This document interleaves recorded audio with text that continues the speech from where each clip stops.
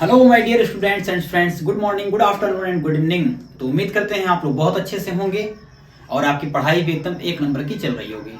तो आज हम इस क्लास में बात करने वाले हैं क्लास 10th एनसीईआरटी मैथ्स के एक्सरसाइज 4.3 के क्वेश्चन नंबर 3, जो कि बहुत ज्यादा इंपॉर्टेंट जो है कि है आपके लिए और बोर्ड के लिए भी जो है कि इंपॉर्टेंट है। आइए देखते हैं क्वेश्चन नंबर 3 क्या कह रहा है। Find the roots of the following equation. यानी ये जो इक्वेशंस आपको दिख रहे हैं x - 1 upon x is equal to 3, x is not equal to 0, ये इक्वेशन का रूट्स निकालना है। रूट्स मतलब x की वैल्यूज जो है कि आपको निकालनी है, ठीक है। और क्वाड्रेटिक इक्वेशन जो है कि बनेगा बिकॉज हम क्वाड्रेटिक इक्वेशन ही पढ़ रहे हैं, है ना।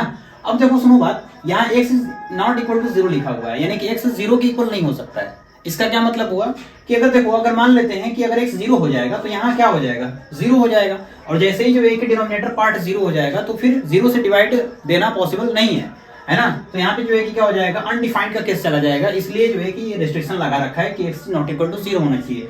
और दूसरे वाले क्वेश्चन में भी सेम जो है कि है कि x is not equal to -4 और 7, क्योंकि अगर ऐसा जो है कि हो जाएगा कि x की वैल्यू -4 या 7 जो है कि अगर हम रखेंगे तो फिर ये अनडिफाइंड का केस हो जाएगा, इसलिए उसने रेस्ट्रिक्शन दे रखा है। तो चलिए देखते हैं कैसे सॉल्व होगा। देखो ये क्वेश्चन मैंने लिख लिया पहले से।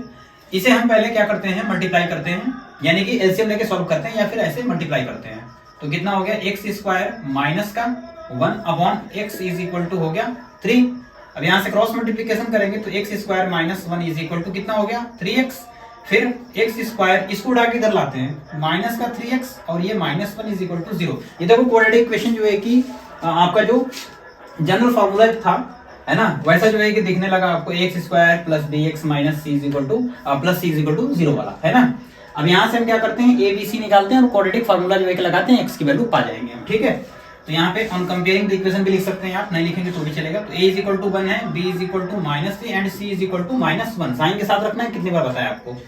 अब फार्मूला लगाते हैं, क्वाड्रेटिक फार्मूला क्या आता है, x is equal to -b plus minus under root b square minus 4ac upon 2a। ये जो है कि आपका फार्मूला है, x is equal to -b plus minus under root b square minus 4ac upon 2a। अब यहाँ से देखो हम क्या करने वाले हैं, x इज इक्वल टू सबकी वैल्यू रख दो। देखो b इज इक्वल टू कितना है -3 और आगे भी माइनस लगा हुआ है, तो माइनस और माइनस क्या हो गया, यहाँ पे प्लस हो गया 3 plus minus under root b square. b कितना है -3 का स्क्वायर माइनस का 4 इंटू a कितना है 1 इंटू c देखो कितना है माइनस का 1 अपॉन 2a। 2 इंटू a की वैल्यू कितनी है जी 1 है, रख दिया यहाँ पे। कितना हो गया देखो 3 प्लस माइनस 3 का स्क्वायर करेंगे 9 हो गया, और ये माइनस माइनस प्लस हो जाएगा, 4 बन जाए 4, यानी कि प्लस का 4 हो गया अपॉन 2 बन जाए 2। यहाँ से 3 प्लस माइनस 9 और 4 जो है कि कितना हो जाएगा 13 अपॉन 2। तो ये हमारे पास x की वैल्यूज आ गया कि 3 plus minus under root 13 upon 2। Clear, दो वैल्यूज जो है कि इसमें है, क्योंकि प्लस माइनस ऑलरेडी लगा हुआ है। एक बार प्लस जो है कि हम लेंगे, है ना, तो क्या हो जाएगा 3 प्लस अंडर रूट 3/2, और एक बार माइनस जो है कि जब लेंगे तो क्या होगा, x is equal to -3 minus under root 13/2। Clear हुआ। तो फटाफट से नोट करेंगे, इंपॉर्टेंट क्वेश्चन है ये। देखिए क्वेश्चन नंबर 3 का ये सेकेंड वाला पार्ट है। सबसे पहले हम क्या करने वाले हैं, दोनों का एलसीएम जो है कि लेंगे। तो कितना हो गया x प्लस 4 x माइनस 7, और यहाँ से x प्लस 4 से डिवाइड करेंगे इसमें, तो डिवाइड करेंगे तो x प्लस 4 क्या हो जाएगा कैंसिल, और x माइनस 7 रिमेंडर रहेगा, तो x माइनस 7 बन जाएगा x माइनस 7। फिर माइनस x माइनस 7 से डिवाइड करेंगे तो ये क्या हो जाएगा, खत्म हो जाएगा, बचा क्या x प्लस 4। ऊपर मल्टीप्लाई कर दिए, x प्लस 4 बन जाएगा x प्लस 4, बट प्लस नहीं लिखेंगे, माइनस लिखेंगे, क्यों, क्योंकि आगे माइनस है। तो ये क्या हो जाएगा x minus 4 is equal to 11 upon 30 हो गया। अब यहाँ से देखो हम क्या थोड़ा सा इसे सॉल्व कर लेते हैं। x और x कितना होता है, अरे यार ये तो कैंसिल हो गया, है ना, x और x कैंसिल हो गया, -7 माइनस 4 कितना हो गया, माइनस का 11 अपॉन इन दोनों का मल्टीप्लाई कर लेते हैं, तो कितना हो जाएगा देखो x स्क्वायर फिर -7x plus 4x minus 28 is equal to 11 upon 30। यहाँ से देखो थोड़ा सा और सॉल्व करते हैं, तो -11 x square -7x plus 4x कितना हुआ, -3x minus 28 is equal to 11 upon 30 हो गया। क्लियर, यहाँ तक देखो। अब 11 से 11 भी कैंसिल हो जाएगा, 11 से 11 कैंसिल हो गया, ये -1 टाइम्स और ये 1 टाइम्स, ठीक है।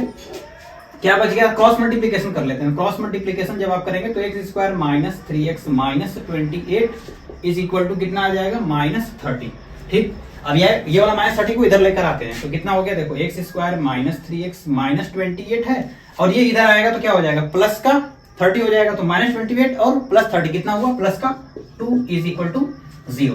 अब इसे हम क्या करते हैं, सॉल्व कर लेते हैं। किसी भी मेथड से आप सॉल्व कर सकते हैं, ठीक है ना। देखो फैक्टराइजेशन से कर लेते हैं। 2 1 2 हो गया, माइनस का 2x माइनस का x हो जाएगा, प्लस 2 इज इक्वल टू 0। यहां से x कॉमन हो गया तो x माइनस 2, माइनस 1 कॉमन तो क्या बचा, x minus 2 is equal to 0।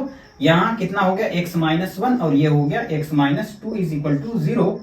when x minus 1 is equal to 0 then x is equal to क्या हुआ 1, and when x minus 2 is equal to 0 then x is equal to क्या हो गया 2। तो दो वैल्यूज जो है क्या आ गए, x is equal to 2 and x is equal to 1। कहाँ गया ये x is equal to 1, ये वाला था, माफ कीजिएगा, ये x is equal to 1 और x is equal to 2, दो वैल्यूज जो है कि आपको मिल गई, ठीक है। तो फिर मिलते हैं नेक्स्ट पार्ट में, इसके देखते हैं फिर क्या क्वेश्चन जो है कि कर रहे हैं, शायद वर्ड्स प्रॉब्लम जो है कि दिए हुए हैं। Thank you so much.